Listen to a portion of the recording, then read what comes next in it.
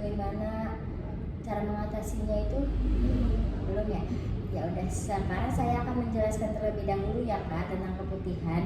Jadi keputihan itu adalah kondisi ketika lendir atau cairan keluar dari vagina. Keputihan merupakan cara alami tubuh untuk menjaga kebersihan dan kelembapan organ kewanitaan Kak. Ketika seorang wanita mengalami keputihan, cairan yang diproduksi kelenjar vagina dan leher rahim akan keluar membawa sel mati dan bakteri, sehingga vagina tetap terlindung dari infeksinya. Terus menurut WHO bahwa 75% dari seluruh wanita di dunia pasti akan mengalami keputihan. Paling sekali dalam seumur hidup dan sebanyak 45% akan mengalaminya 2 kali atau lebih, dan keputihan yang paling sering terjadi disebabkan oleh Candida albicans. Akibat dari keputihan sangatlah fatal bila lambat ditangani ya Kak. Menurut WHO, memperkirakan 1 dari 20 remaja putri di dunia menderita keputihan yang berupa cairan berwarna putih susu, kekuningan dan kehijauan serta rasa gatal, panas dan rasa perih saat berkemih pada setiap tahunnya. Kemudian penyebab keputihan itu tergantung dari jenisnya ya Kak. Penyebab dari keputihan itu ada fisiologi dan patologi. Nah, di sini saya akan menjelaskan tentang keputihan fisiologi dulu ya Kak. Yang pertama itu penyebab fisiologi itu apa sih? Penyebab keputihan fisiologi yaitu adalah faktor hormonal seperti bayi baru lahir sampai umur kira-kira 10 hari, disebabkan pengaruh estrogen dari plasenta terhadap uterus dan vagina janin. Kemudian dijumpai pada wanita menarche karena mulai terdapat pengaruh estrogen. Rangsangan birahi disebabkan oleh pengeluaran transudasi dari dinding vagina. Kelelahan fisik dan kejiwaan merupakan penyebab keputihan. Kemudian penyebab patologi itu yang pertama itu ada Candida albicans ya Kak. Candida albicans itu tumbuh subur dalam lingkungan yang hangat, lembab, dan gelap yang menyebabkan vagina menjadi inang yang ideal untuk berinfeksi. Faktor predisposisi untuk Candida yaitu kehamilan, antibiotik, spektrum luas, terus habis itu ada obat imunosupresan dan steroid. Trauma pada mukosa vagina karena vagina kering selama hubungan seksual atau pengguna tampon, stres sehingga dapat memicu peningkatan hormon adrenalin. Kemudian itu kemudian ada di sini ada vaginosis bakteri. Vaginosis bakteri itu kadang disebut juga Gardnerella dan merupakan penyebab lazim keputihan. Manifestasi klinis vagina bakteri yaitu keputihan berbau sangat tidak sedap, seringkali digambarkan sebagai cairan seperti susu, berkabut dan encer dengan bau amis atau keju, dan seringkali memburuk setelah hubungan seksual atau pada waktu haid, ketidaknyamanan abdomen, pruritus, dysuria. Jadi itu kayak vaginosis bakteri itu kayak bau gitu loh Kak. Kemudian di sini ada Trichomonas vaginalis. Manifestasi klinis trimoniasis yaitu keputihan yang sering digambarkan sebagai keputihan yang banyak, berwarna kuning sampai hijau, berbau menyengat serta berbusa. Jadi yang kayak gitu disebutnya Trichomonas vaginalis ya Kak. Kemudian di sini ada Salindia transmotis. Itu parasit intraseluler obligat dan tergantung pada sel inang untuk menyediakan sumber energi dan bahan makanan lain yang diperlukan. Manifestasi klinis infeksi yaitu keputihan vagina, mukopurulen, ektopi cervix, hipertopi yang mudah edema, kongesti dan mengalami perdarahan. Kemudian yaitu di sini ada Neisseria gonorrhea, yaitu manifestasi klinis gonore yaitu keputihan mukopurulen, cervistis, perdarahan uterus di antara 2 siklus haid, menorologi, eritema dan edema cervix, dysuria, nyeri abdomen bawah. Kemudian di sini saya akan menjelaskan tanda dan gejala keputihan pada remaja ya Kak. Yang seumuran kita itu. Keputihan normal yaitu biasanya tidak berbau kuat, amis, anyir atau busuk. Kemudian berwarna bening, putih susu, jernih, bertekstur lengket dan licin, bisa kental atau encer. Muncul cukup banyak dengan tekstur licin dan basah beberapa hari di antara siklus haid atau selama ovulasi. Kemudian itu di sini keputihan tidak normal sama dengan yang normal. Keputihan jenis ini juga mudah dikenali ya Kak. Agar tak asal tebak, makanya saya di sini akan menjelaskan tentang keputihan tidak normal. Itu yang pertama itu ada warna keputihan bervariasi dari mulai putih, kekuningan, kehijauan, abu-abu hingga kemerahan karena bercampur darah ya Kak.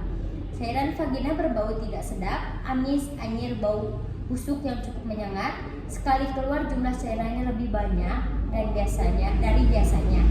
Vagina terasa gatal dan terbakar, nyeri pada palpul, pendarahan di antara siklus haid setelah atau selama berhubungan intim, kemudian sakit saat buang air kecil, ya kan?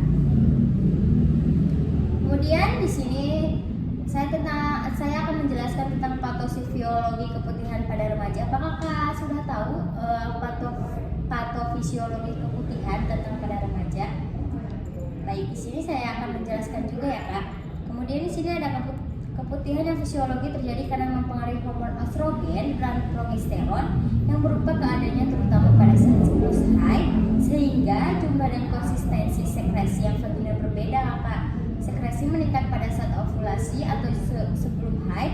Bakteri dalam vagina telah menyesuaikan diri dengan perubahan ini dan biasanya tidak terjadi gangguan. Lactobacilli mengubah glikogen dalam cairan vagina menjadi asam laktat. Asam laktat ini mempertahankan keasaman vagina dan mencegah pertumbuhan bakteri yang merugikan. Bila kadar salah satu atau kedua hormon berubah secara dramatis, sehingga pH yang ketat ini akan terganggu Kak. Jadi lactobacilli tidak dapat berfungsi sebagai mesinnya sehingga mudah terjadi infeksi. Proses infeksi dimulai dengan perlekatan kandida pada sel epitel vagina.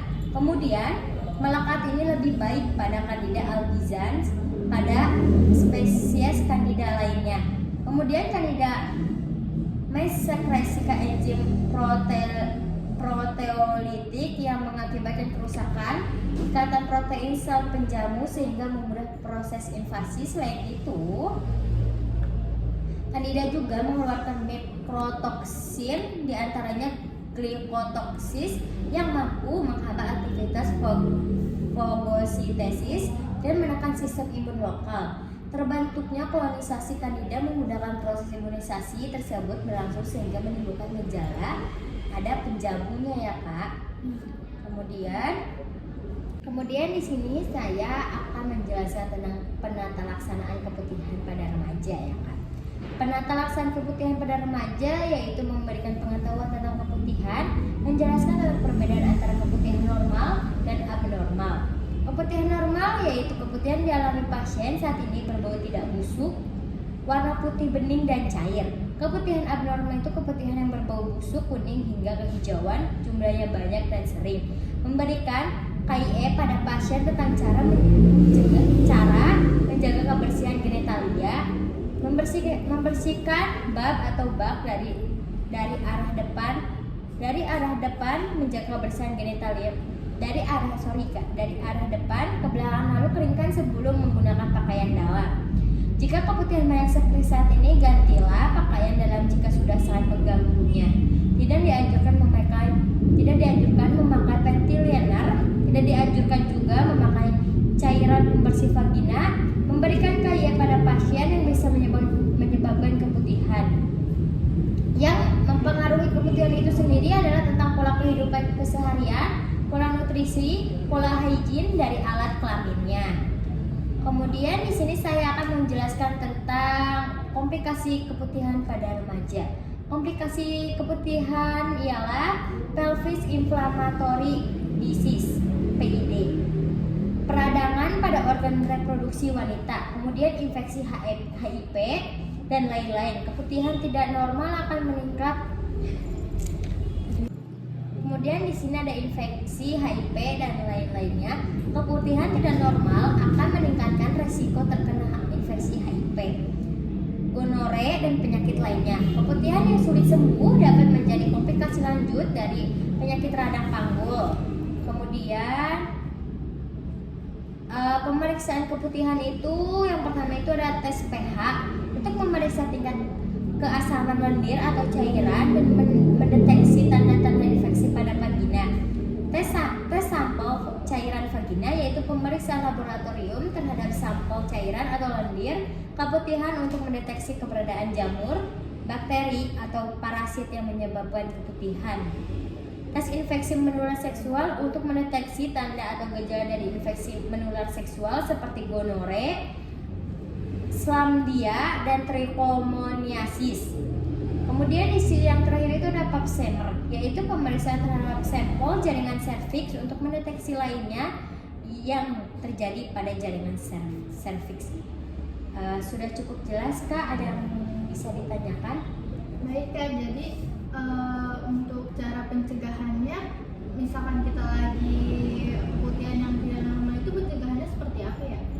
Baik, di sini saya akan menjelaskan tentang pencegahannya ya Kak. Yang pertama itu membersihkan vagina dengan sabun dan air hangat setelah buang air kecil atau besar. Kemudian hindari menyiram atau membersihkan vagina dengan semprotan air. Cara ini berisiko menghilangkan bakteri baik yang melindungi vagina dari infeksi. Yang ketiga itu gunakan celana dalam memperbahan katun untuk menjaga kelembaban pada area kewanitaan. Hindari menggunakan celana dalam yang terlalu ketat. Kemudian hindari menggunakan sabun atau produk kewanitaan yang mengandung parfum karena dapat mengganggu keseimbangan bakteri baik pada vagina. Kemudian jagalah kebersihan vagina selama menstruasi dengan mengganti pembalut setidaknya setiap 3-5 jam sekali ya Kak. Kemudian itu tidak berganti pasangan seksual. Lalu yang terakhir itu lakukan pemeriksaan kesehatan vagina secara rutin kepada dokter kandungan terutama ya Kak. Ada yang ditanyakan lagi Kak? Lalu saya ingin tahu perbedaan yang keputihan normal atau tidak normal sama tidak normal. Ngerti kayak gambarnya gitu ya Kak? Baik, di sini saya maaf Kak, seperti ini ya Kak. Itu keputihan tidak normal itu yang atas, yang keputihan tidak normal itu yang bawah. Oh iya. Apakah sudah cukup jelas Kak? Ada yang bisa ditanyakan lagi Kak? Tidak ada, cukup. Baik, di sini saya akan menutup penyuluhan tentang keputihan ya Kak. Mohon maaf bila ada kesalahan atau kekurangan. Wabillahi taufiq wal hidayah. Wassalamualaikum warahmatullahi wabarakatuh.